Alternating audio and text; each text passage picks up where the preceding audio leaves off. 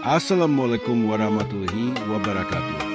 Semoga kebaikan dan keberkahan senantiasa mengiringi kita semua. Amin ya robbal alamin. Di tengah riuhnya Baghdad, seorang pria gila terus meneriakkan pertanyaan yang menggema. Di mana Tuhan? Abu Nawas yang berani mendekat.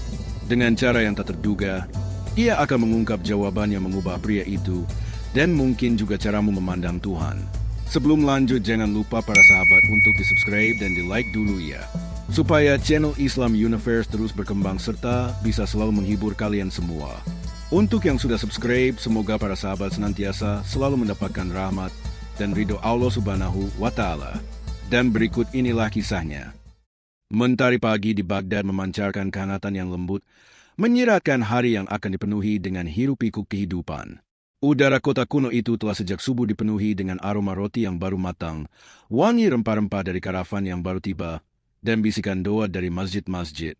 Di antara keramaian itu, Abu Nawas melangkahkan kakinya dengan santai menyusuri lorong-lorong pasar. Pakaiannya sederhana, namun sorot matanya yang cerdas dan senyum tipis yang seringkali tersungging di bibirnya memancarkan aura kebijaksanaan yang khas. Hari itu, tujuannya hanya satu, mencari inspirasi untuk share-share barunya, atau mungkin sekadar menikmati suasana Baghdad yang selalu punya kejutan. Pasar utama adalah jantung kota. Pedagang berteriak menawarkan barang dagangan mereka. Tukang roti dengan cekatan menarik adonan, dan anak-anak berlarian di antara kerumunan.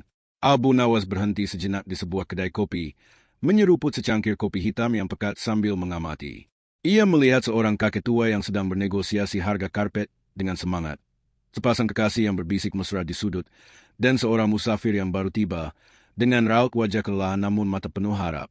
Namun, di tengah simfoni kehidupan pasar itu, ada satu suara yang mengganggu, sebuah melodi sumbang yang terus-menerus berulang. Suara itu berasal dari dekat gerbang Bab Al-Muazzam, salah satu gerbang kota yang paling ramai. Abu Nawas mengerutkan kening. Suara itu, meskipun samar, memiliki nada urgensi yang aneh, seolah-olah pemiliknya sedang mencari sesuatu yang sangat penting. Rasa ingin tahu mendorong Abu Nawas untuk mendekat. Kerumunan kecil mulai terbentuk di sekitar sumber suara itu. Ketika ia berhasil menembus barisan orang-orang, ia melihat seorang pria. Pakaiannya lusuh dan kotor, rambutnya acak-acakan, dan matanya memancarkan campuran antara kebingungan dan keputusasaan yang dalam. Pria itu, dengan tangan di udara, terus-menerus mengulang pertanyaan yang sama, dengan volume yang semakin meningkat. Di mana Tuhan? Di mana Tuhan? Orang-orang di sekitarnya bereaksi beragam. Beberapa ibu-ibu menarik anak-anak mereka menjauh, berbisik tentang orang gila yang mengganggu kedamaian. Beberapa pedagang menggelengkan kepala, menganggap pria itu hanya pengemis yang ingin menarik perhatian. Sekelompok pemuda tertawa dan mencibir, melemparkan kata-kata ejekan. Lihatlah dia, mencari Tuhan di pasar ikan. Mungkin dia bersembunyi di bawah keranjang itu, salah seorang dari mereka berteriak, diikuti tawarannya. Abu Nawas tidak ikut tertawa. Ia mengamati pria itu dengan saksama. Raut wajah pria itu bukan raut wajah orang yang hanya ingin menarik perhatian. Ada keseriusan, bahkan mungkin penderitaan, di balik pertanyaan berulang itu. Ia tampak tulus, seolah-olah hidupnya bergantung pada jawaban atas pertanyaan tersebut. Hei, Tuan, salah seorang dari kerumunan menyenggol Abu Nawas. Jangan terlalu dekat dengannya. Dia tidak waras. Nanti kau ikut-ikutan gila. Abu Nawas hanya tersenyum tipis, tidak menanggapi. Ia tetap berdiri di tempatnya, matanya terpaku pada pria itu. Ia melihat ketulusan dalam keputusasaan pria tersebut, sebuah pencarian yang mungkin diabaikan oleh kebanyakan orang karena terbungkus dalam keganjilan. Bagi Abu Nawas, pertanyaan sekonyol apapun, jika diucapkan dengan ketulusan, patut didengar dan direnungkan. Mengapa tidak ada yang menjawabku? Teriak pria itu lagi, suaranya sedikit serak. Mereka semua berbicara tentangnya, memujanya, tetapi tidak ada yang bisa menunjukkan di mana dia berada. Apakah dia bersembunyi? Apakah dia tidak ada? Sebuah gagasan mulai terbentuk di benak Abu Nawas. Ia tahu bahwa pertanyaan ini, di balik penampilannya yang gila, adalah pertanyaan filosofis yang mendalam. Sebuah cerminan dari keraguan dan pencarian makna yang mungkin dirasakan banyak orang, tetapi tak berani diungkapkan. Dan ia merasa terpanggil untuk memberikan jawaban, atau setidaknya, sebuah cara untuk memahami. Mata Abu Nawas menyapu sekeliling, Mencari sesuatu di pasar yang bisa menjadi metafora, sebuah kunci untuk membuka pemahaman pria itu. Ia melihat-lihat tumpukan buah-buahan, karpet-karpet berwarna-warni, keranjang-keranjang berisi rempah. Lalu, pandangan terhenti pada sebuah gentong air besar yang terbuat dari tanah liat, diletakkan di sudut pasar untuk minum para pedagang dan musafir. Gentong itu terisi penuh, airnya tampak jernih dan sejuk. Sebuah ide cemerlang melintas di benaknya. Inilah saatnya untuk campur tangan. Abu Nawas melangkah maju, membelah kerumunan yang masih berbisik dan mencibir. Ia berjalan langsung ke arah pria yang dianggap gila itu, dengan senyum tenang di wajahnya. "Wahai saudaraku," ucap Abu Nawas, suaranya lembut namun cukup jelas untuk didengar oleh semua yang ada di sana. "Aku mendengar pertanyaanmu. Mungkin aku bisa membantumu menemukan jawabannya." Kerumunan menjadi hening. Ingin tahu apa yang akan dilakukan Abu Nawas. Pria yang dianggap gila itu menoleh, tatapannya yang liar sedikit melunak saat bertemu dengan mata Abu Nawas yang tenang dan penuh pengertian. Ini adalah kali pertama seseorang menanggapinya dengan serius, bukan dengan ejekan atau penghindaran. Sebuah harapan kecil mulai berpendar di matanya yang lelah. Suasana di pasar Baghdad seketika berubah.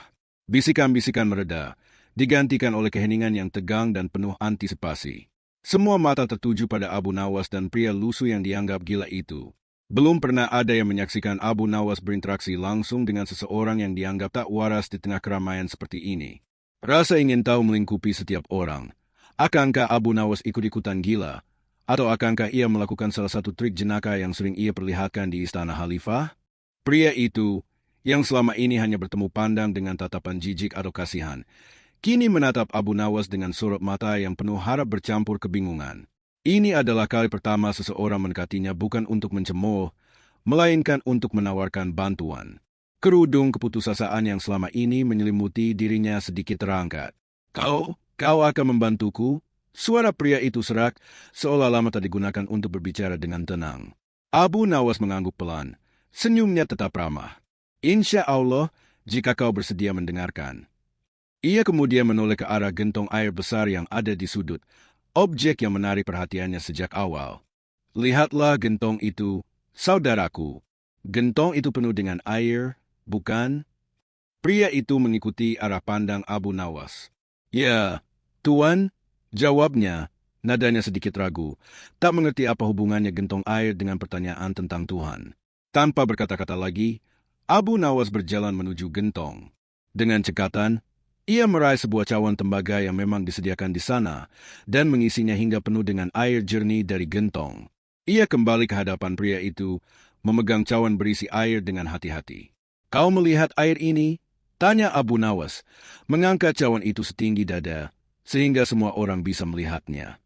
"Air ini berasal dari gentong besar itu, bukan?" Pria itu mengangguk lagi, matanya terpaku pada cawan. Kerutan di dahinya menunjukkan ia sedang berpikir keras, mencoba mencari korelasi antara air ini dan pertanyaannya yang besar. "Sekarang, aku ingin kau menjawab pertanyaanku dengan jujur," kata Abu Nawas. Suaranya mengandung sedikit tantangan yang lembut.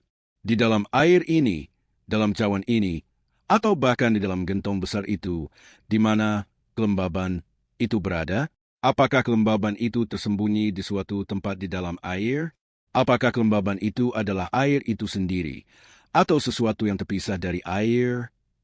Pertanyaan itu melayang di udara, memecah keheningan. Kerumunan orang di sekitar Abu Nawas dan pria itu juga ikut merenung.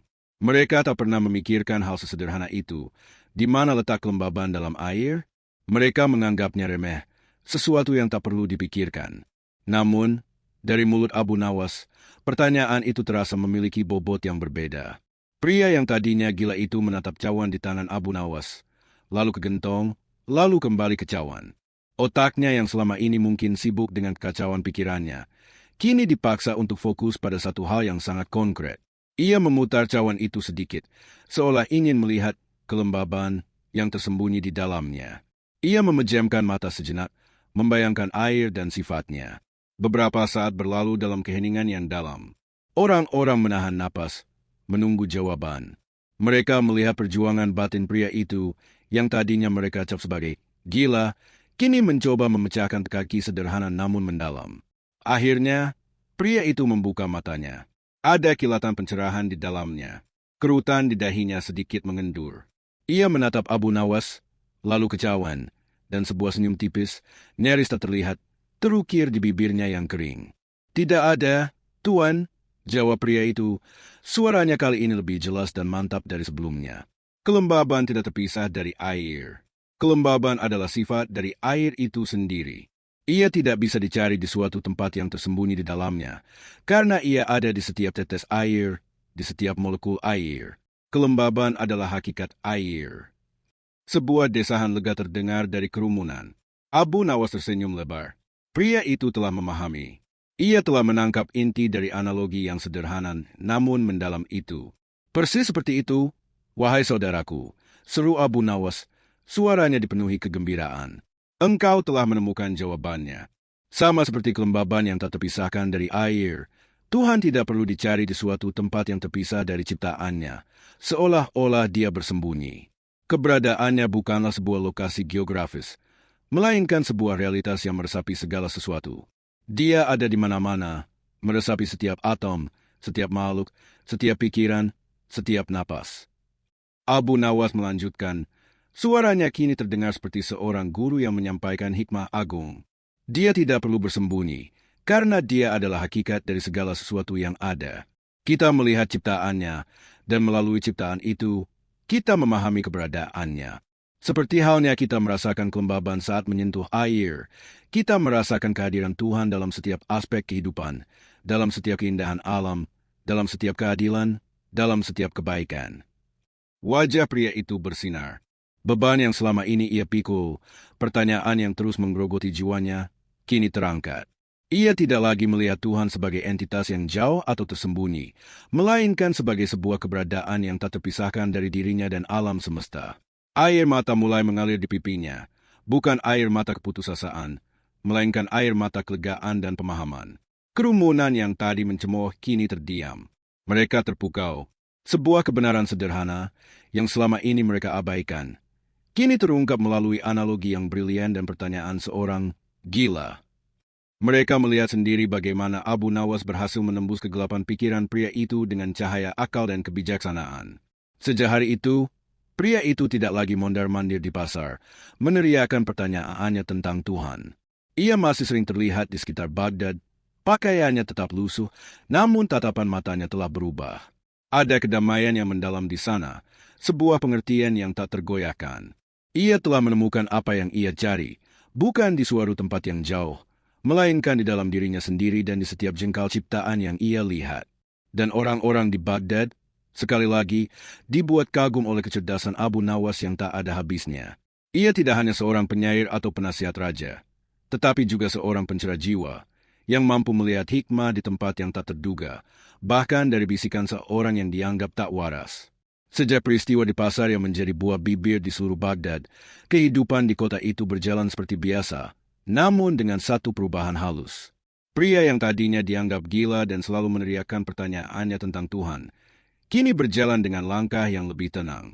Pakaiannya masih lusuh, rambutnya masih acak-acakan, tetapi tatapan matanya tidak lagi liar dan penuh keputusasaan. Ada kedamaian yang memancar, seolah badai dalam dirinya telah reda. Ia tak lagi meneriakkan pertanyaan, melainkan terkadang terlihat tersenyum pada kerumunan, atau menatap langit biru Baghdad dengan sorot mata penuh pengertian. Orang-orang di pasar yang dulunya menjauhinya, kini memandangnya dengan campuran rasa ingin tahu dan hormat. Mereka telah menyaksikan sendiri bagaimana Abu Nawas, dengan kebijaksanaannya yang unik, mampu menyentuh jiwa yang paling terpinggirkan sekalipun.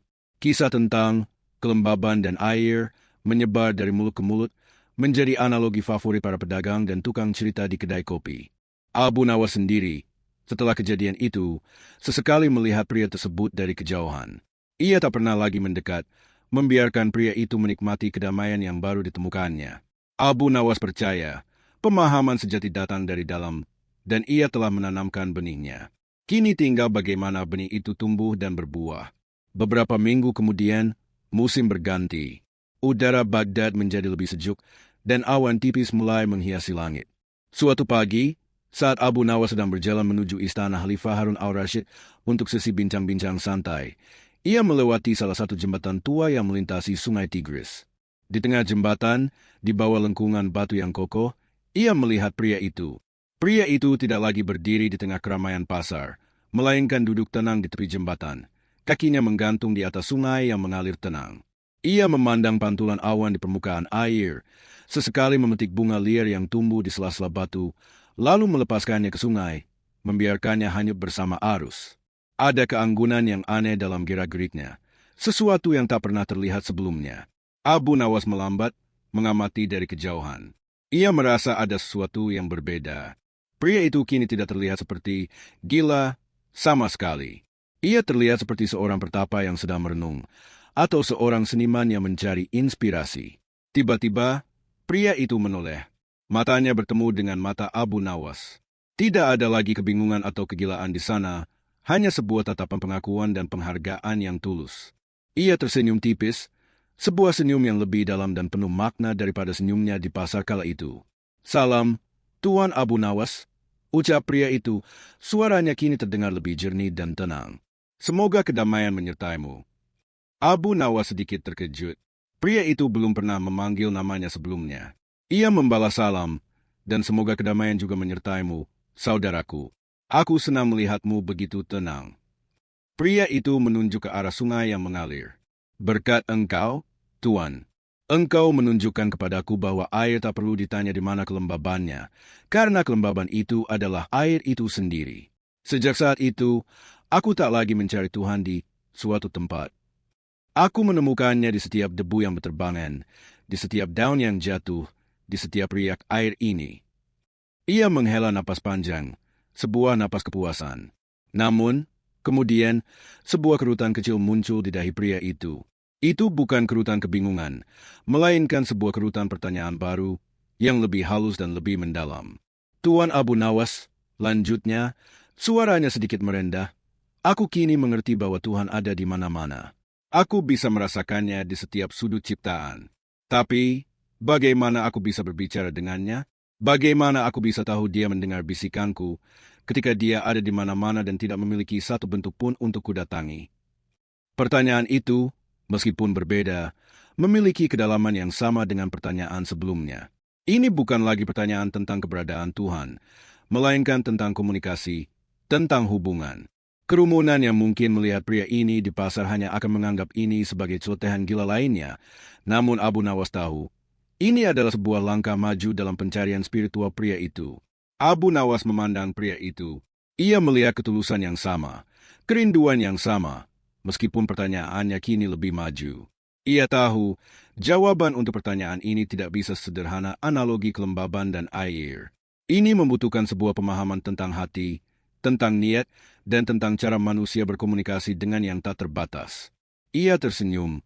"Sebuah pertanyaan yang indah, saudaraku," kata Abu Nawas.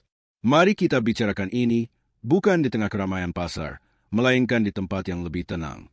Aku yakin ada pelajaran yang bisa kita ambil bersama dari pertanyaanmu ini." Pria itu mengangguk, matanya berbinar penuh antisipasi. Ia tahu Abu Nawas akan membimbingnya lagi. Dan Abu Nawas tahu perjalanan pencerahan pria ini belum berakhir. Baghdad, dengan segala kerumitannya, selalu menyediakan panggung bagi pertemuan-pertemuan tak terduga yang mengubah hidup. Sore itu, setelah pertemuan di jembatan Tigris, Abu Nawas dan pria yang dulunya dianggap gila, yang kini menunjukkan tanda-tanda kebijaksanaan, berjalan menyusuri lorong-lorong sepi menuju sebuah taman kecil yang tersembunyi di balik tembok-tembok tinggi. Taman itu adalah salah satu tempat favorit Abu Nawas untuk merenung. Dengan pepohonan kurma yang teduh dan kolam ikan yang memantulkan langit senja, tempat itu menawarkan kenangan yang sulit ditemukan di pasar Baghdad yang ramai. Mereka duduk di sebuah bangku batu tua. Aroma melati semerbak di udara. Cahaya kemasan senja menyaring melalui dedaunan, menciptakan pola cahaya dan bayangan yang menari-nari di tanah. Pria itu, yang kini lebih banyak diam dan merenung, memandang sekeliling dengan tatapan apresiasi yang baru. Baginya, setiap detail taman itu, dari kelopak mawar yang jatuh hingga riak air di kolam, adalah manifestasi dari keberadaan Tuhan yang telah ia pahami. "Engkau bertanya, saudaraku," Abu Nawas memulai, suaranya pelan, seirama dengan suasana. "Bagaimana kita bisa berbicara dengannya? Dia yang tak memiliki bentuk dan ada di mana-mana. Bagaimana kita tahu dia mendengar bisikan kita?" Pria itu menoleh, matanya penuh perhatian. "Ya, Tuan, setelah engkau menunjukkan kepadaku bahwa dia meresapi segala sesuatu, aku merasa begitu dekat dengannya. Namun, perasaan ini masih satu arah. Aku ingin tahu bagaimana rasanya terhubung, bagaimana rasanya percakapan itu. Abu Nawas tersenyum. Ingatkah engkau pelajaran kita tentang air dan kelembaban? Pria itu mengangguk cepat. Tentu saja, Tuan. Kelembaban adalah hakikat air, tidak terpisah. Sama halnya, lanjut Abu Nawas, dengan komunikasi kita dengan Tuhan. Kita sering berpikir bahwa berbicara dengan Tuhan haruslah melalui kata-kata yang diucapkan dengan keras, di tempat khusus, atau dengan ritual tertentu. Memang, itu adalah salah satu cara. Namun, cara yang paling mendalam adalah melalui bisikan hati. Abu Nawas mengambil selai daun kering yang jatuh dan memegangnya di telapak tangannya. Lihatlah daun ini. Ia adalah bagian dari pohon, tumbuh dari tanah, disinari matahari, disiram hujan.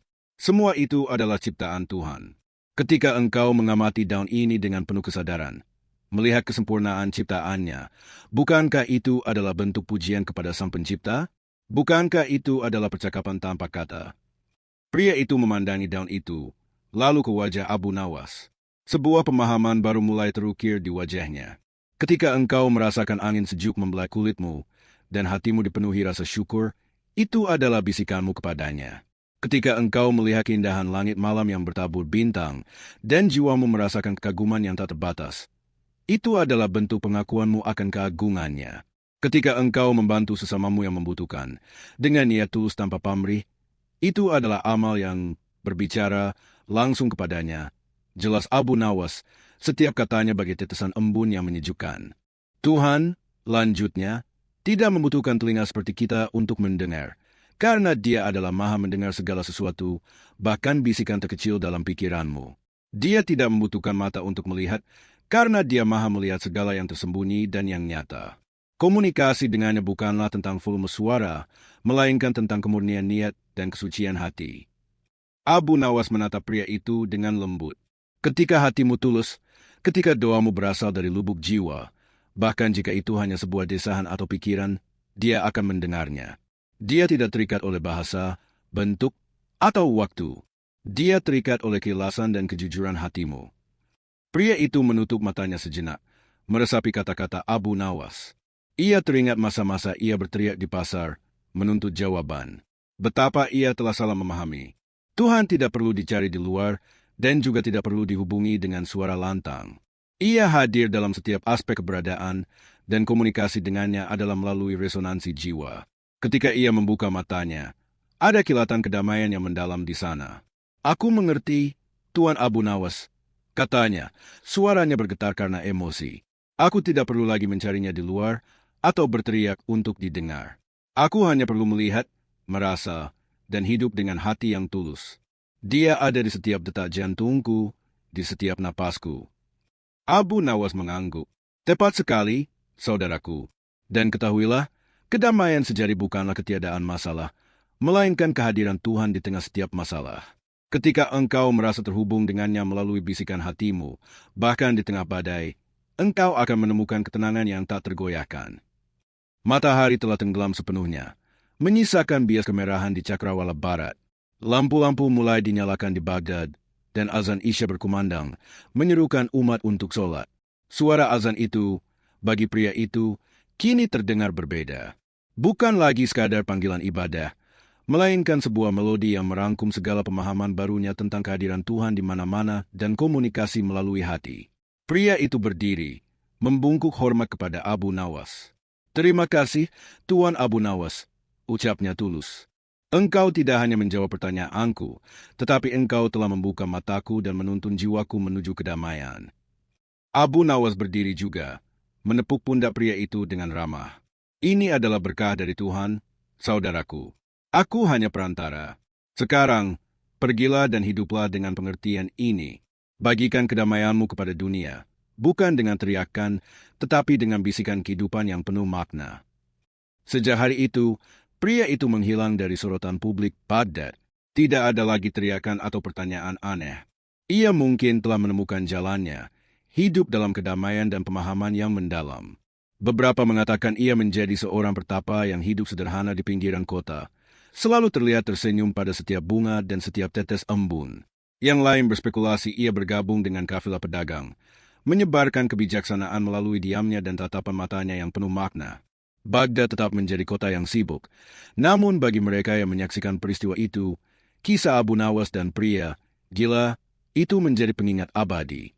Sebuah pengingat bahwa hikmah bisa ditemukan di tempat yang paling tak terduga, bahwa pertanyaan terdalam terkadang datang dari jiwa yang paling tersiksa, dan bahwa kebijaksanaan sejati bukanlah tentang memberikan jawaban yang rumit, melainkan tentang membimbing seseorang untuk menemukan kebenaran di dalam dirinya sendiri. Dan Abu Nawas, sang jenius Baghdad, terus berjalan, selalu siap untuk mendengar bisikan hati yang mencari dan membukakan jalan menuju pemahaman.